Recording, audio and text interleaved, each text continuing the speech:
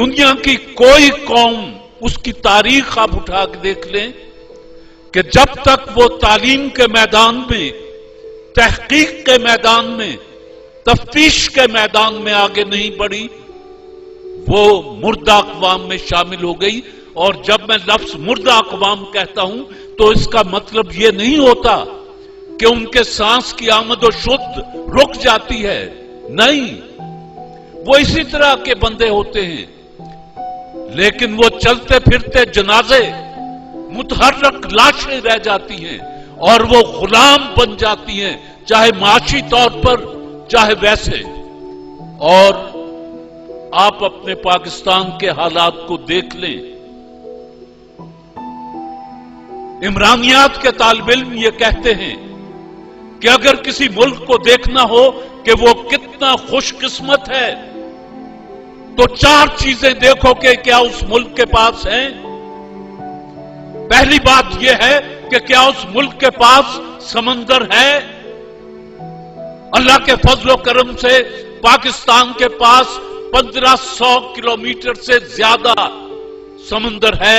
यह हमारा गवादर, यह जिवानी, यह बलोचिस्तान, यह कराची, यह बिन कासम, यह सारी बंदरगाहें हमारे पास समंदर है। दूसरी बात पूछते हैं, क्या उनके पास रेगिस्तान है। हमारे पास थल है, थर पारकर है, चोलिस्तान है। फिर पूछते हैं, क्या उसके पास पहाड़ हैं। दुनिया की 8 खूबसूरत तरीन चोटियों में से 6 चोटियां पाकिस्तान के पास हैं। फिर पूछते हैं, क्या उसके पास मैदान है। पाकिस्तान का 40% रकबा मैदानों पर मुहित है। रब्बे जलील ने आपको देते हुए कोई कसर नहीं छोड़ी, लेकिन आपने इसको बर्बाद करने में भी कोई कसर नहीं छोड़ी। इस वक्त दुनिया में मुसलमानों की तादाद 1 अरब और 50 करोड़ के करीब है। गोया दुनिया का हर 5वां या 6ठा आदमी मुसलमान है। और इसके मुकाबले में यहूदी जो हैं वो चंद करोड़ हैं, 2 या 3 करोड़ हैं। अमेरिका में है, अफ्रीका में है, यूरोप में है, पाकिस्तान में है, या इधर उधर इसराइल में है। हम 1 करोड़, 1 अरब 50 करोड़, वो 5 करोड़। और पिछले 100 साल में 200 नोबेल प्राइज में से 180 प्राइज जो हैं वो यहूदियों के पास हैं। आपके पास सिर्फ 3 हैं। अब इसके बाद अगर रोने को जीना चाहे तो आदमी क्या करे कि एक तरफ 1 अरब 50 करोड़, वो 3 नोबेल प्राइज हासिल करते हैं।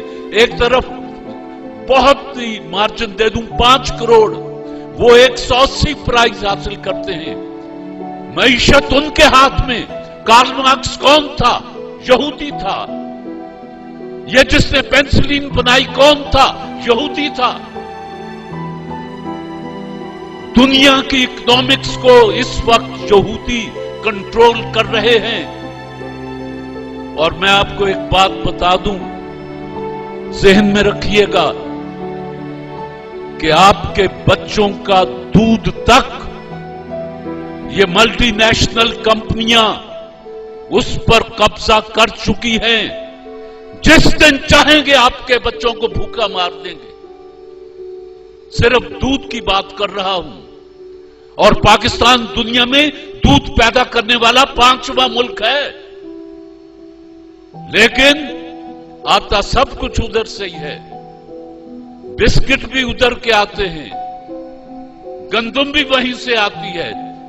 मेरे पास वक्त कम है और दिल के जख्म ज्यादा है। ज्यादा नहीं कहूंगा, सिर्फ ये कहूंगा कि आप, ये फैसलाबाद ताजरों का शहर है, यहां तिजारत बहुत होती है। सबसे बेहतरीन इन्वेस्टमेंट ये है कि आप अपने बच्चों को बेहतरीन तालीम दें, خود چاہے ایک وقت کھانا کھائیں لیکن اپنے بچے کے لیے اس کے بستے میں کتابیں پوری ہونی چاہیے. ہمارا مستقبل یہ بیٹھا ہے. یہ ہاتھ اگر مضبوط ہوئے، یہ ذہن اگر پڑھے لکھے ہوئے اور طاقتور ہوئے تو پاکستان طاقتور بنے گا. ہائے ہائے ہائے. مجید امجد نے کہیں کہا کہ وطن چمکتے ہوئے کنکروں کا نام نہیں، وطن چمکتے ہوئے کنکروں کا نام نہیں، یہ تیرے جسم تیری روح سے عبارت ہے. اور نظام کوہنا کے سائے میں عافیت سے نہ بیٹھ، نظام کوہنا تو گرتی ہوئی عمارت ہے. تو بات یہ ہے کہ ہم تو گرتی ہوئی عمارت ہیں. یہ ہے ہمارا مستقبل. 5 بچوں کو، یتیم بچوں کو، مسکین بچوں کو، غریبوں کے بچوں کو وہی تعلیم دیں جو آپ امیروں کے بچوں کو دیتے ہیں، وہی نصاب پڑھائیں جو آپ امیروں کے بچوں کو پڑھاتے ہیں. پاکستان میں دکھ یہ ہے کہ امیر کا بچہ ایچیسن میں پڑھتا ہے اور غریب کا بچہ تب پڑھ کے اسکول میں اردو میڈیم نہ کروں کی زبان. کیا کریں؟ اپنی طرف سے انہیں پڑھائیں، انہیں اپنی طرف سے کتابیں دیں. ان کو احساس نہ ہونے دیں کہ ہم تمہیں مفت پڑھا رہے ہیں. انسان کی عزت نفس بڑی چیز ہے. آپ مدد کریں اور انہیں پتہ نہ چلے. مزہ تو تب ہے کہ گرتے کو تھام لے ساقی، نشہ پلا کے گرانا تو سب کو آتا ہے. اور یہودیوں کی مثال میں نے آپ کو دی ہے.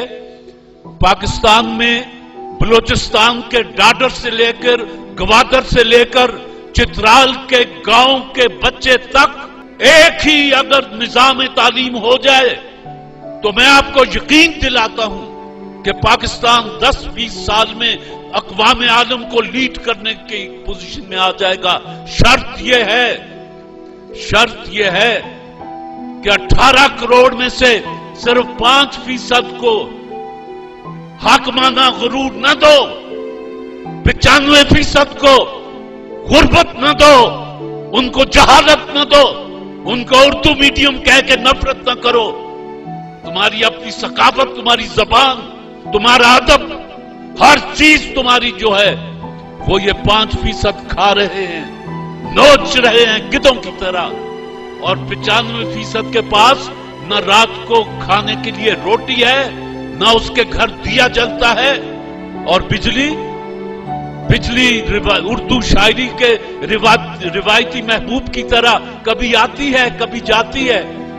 ہم بھی عادی ہو گئے ہیں. آؤندیے تے آئے بسم اللہ، جاندیے تے در وڈے مجھا. سیدھی بات ہے، کیا کریں. اور زراعتی ملک ہے، گندم باہر سے آتی ہے. زراعتی ملک ہے، چاول باہر سے آتا ہے. زراعتی ملک ہے، دودھ باہر سے آتا ہے. ذرا ماحول بوجھل سا ہو گیا ہے. میری طرح کا ایک بندہ تھا، اس کو تقریر کرنے کا بڑا شوق تھا. چاہے دوسرا مجمع جو ہے وہ ہوٹ کر رہا ہو، تالیاں بجا رہا ہو، وہ تقریر کیا جاتا تھا. اس بیچارے کی بیوی بھی ہوتی تھی، وہ سامنے بیٹھی ہوتی تھی، وہ بڑی بور ہوتی تھی. وہ کہتی تھی تو عجیب بیوقوف آدمی ہے، لوگ تجھے ہوٹ کرتے ہیں اور تو اچھل اچھل کے تقریریں کرتا رہتا ہے. اس نے کہا نہیں، لوگ تو خوش ہوتے ہیں، میری باتوں پہ خوش ہو کے تالیاں بجاتے ہیں، ناچتے ہیں. کہنے لگی نہیں، وہ تجھے ہوٹ کرتے ہیں پاگل. دونوں نے سر جوڑ کے دونوں بیٹھ گئے کہ کیا کریں. اس نے کہا کہ ایک بات ہے، میں سامنے کرسی پہ بیٹھ جایا کروں گی. بیوی جو تھی بیچاری قسمت کی ماری، اس نے کہا تقریروں سے تو نے ہٹنا نہیں، میں سامنے بیٹھ جایا کروں گی. جب تو پٹڑی سے اترنے لگے گا میں یوں کر کے فلائنگ کس کر دیا کروں گی، تو سمجھ لینا کہ تو پٹڑی سے اتر گیا ہے، تقریر بند کر دینا. اس نے کہا یہ ٹھیک ہے. اب وہ بیٹھی، یہ پٹڑی سے اترا، اس نے یوں کر کے کیا، اس نے تقریر بند کر دی. دوست 2-3 تھے، انہوں نے کہا یار تو عجیب پاگل آدمی ہے، تیری بیوی خوش ہو کے یوں کر کے کرتی ہے، تو تقریر بند کر دیتا ہے. اس نے کہا نہ، میں پنڈوں نہیں آیا، مینوں بیوقوف نہ سمجھو. اس نے کہا بات کیا ہے؟ کہنے لگا کس کے سپیلنگ کیا ہوتے ہیں؟ KISS. اس نے کہا کیا بنتا ہے انگریزی میں؟ Keep it short, stupid.